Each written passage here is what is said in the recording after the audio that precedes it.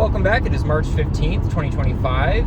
It's about 70 degrees today, which is wonderful. Back when I built the car camper a couple years ago, I had originally intended on customizing it out a bit further, but time just got away from me.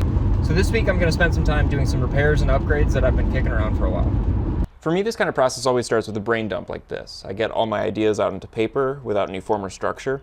It really helps me to visualize everything, but with all of the different projects that I have, it can be difficult to figure out exactly where to start. As Peter Drucker said, in a few hundred years, when the history of our time will be written from a long-term perspective, it is likely that the most important event historians will see is not technology, not the internet, not e-commerce. It is an unprecedented change in the human condition. For the first time, literally, substantial and rapidly growing numbers of people have choices. For the first time, they will have to manage themselves, and society is totally unprepared for it. This week I want to talk about decision making. Over the course of the last year I've been reading this book, Essentialism by Greg McKeown. It discusses the question, why is decision making so hard given the scope of technology and tools at our disposal? If too many choices is the issue, then how do we figure out what's really important?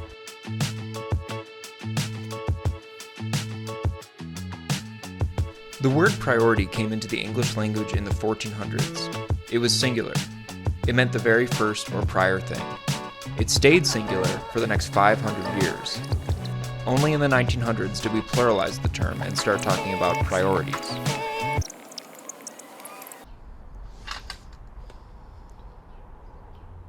You see this all the time nowadays, in newspaper headlines, corporate meetings, financial reports, political initiatives. Somehow we convinced ourselves that we can have multiple first things, when in reality, if everything is essential, then nothing is. So where do I start? What's my number one priority? This is really why I like the book Essentialism so much. It lays out a framework to answer these questions. An essential intent is both inspirational and concrete, both meaningful and measurable. Done right, an essential intent is one decision that settles 1,000 later decisions.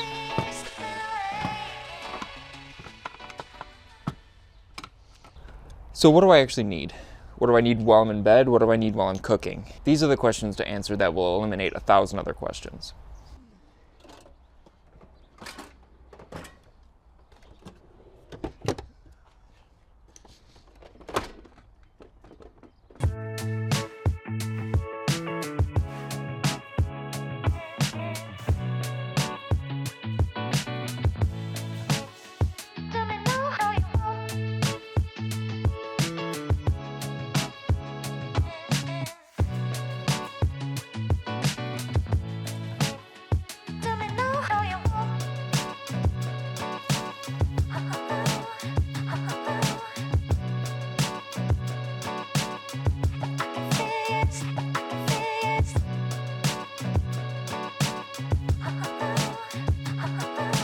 We can try to avoid the reality of trade-offs, but we can't escape them.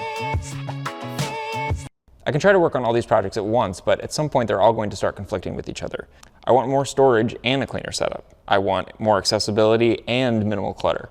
Without a clear priority, these trade-offs are going to happen by default and not by design.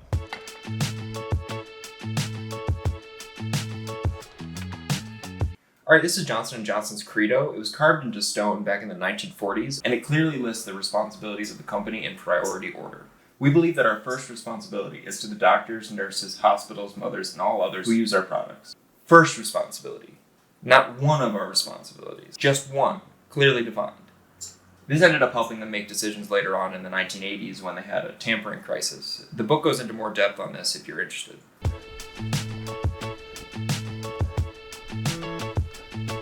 All right, so the prime example of this, and really what I'm trying to fix with this video, is the left side storage here. It used to be just for long storage, and then at some point I added kitchen supplies in there as well.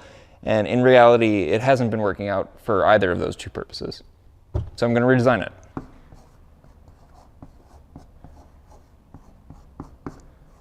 All right, so the plan here is to remove the plastic bins and replace them with a new drawer. I'm calling it the supply drawer. The new drawer is going to go right here on the top of this left section here. It's not going to go the full height, so hopefully we can get some things in here as well. And then on this drawer, I'm also going to add some dividers just to make it a little bit more customized for what's inside. Of course, this comes with trade-offs. As a result, the section on the left is now not going to be as tall, so there won't be as much storage here. And putting a divider into this drawer is also going to make it smaller. But honestly, I really don't think I was using that space anyways. Plus, I really tend to use these things more when they're highly organized, visible, and accessible.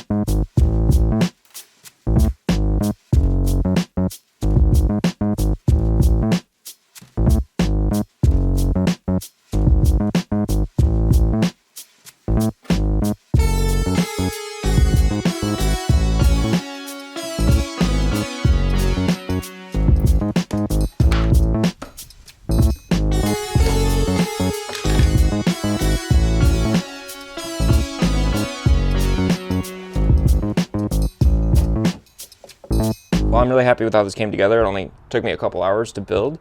I think it should serve me well. I might put some felt runners on the bottom just so that it slides a little bit easier.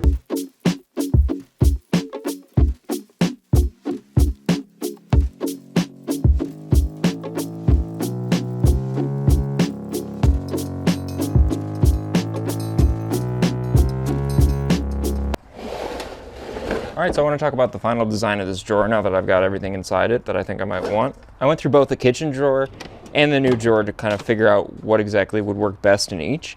Since this is much shorter, I've just put all of the flat items in here, so seasonings, olive oil, the fuel, my plate, some of the Jetboil accessories, and then in the back, past the utensils and Ziploc bags, are some other things I might need: bug spray, suntan lotion, a cleaning kit for the dishes. Which leaves only the really large stuff here in this section. Here I have the stove, the cast iron pan, the pots and pans set, my mug, and the Jetboil.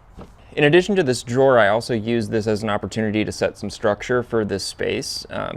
I just got this new chair. It's perfectly sized just for that opening. This chair is about 30 inches tall, so it fits that space perfectly. It has cup holders and armrests, and it was pretty much the only chair I could find at this height that had both those things.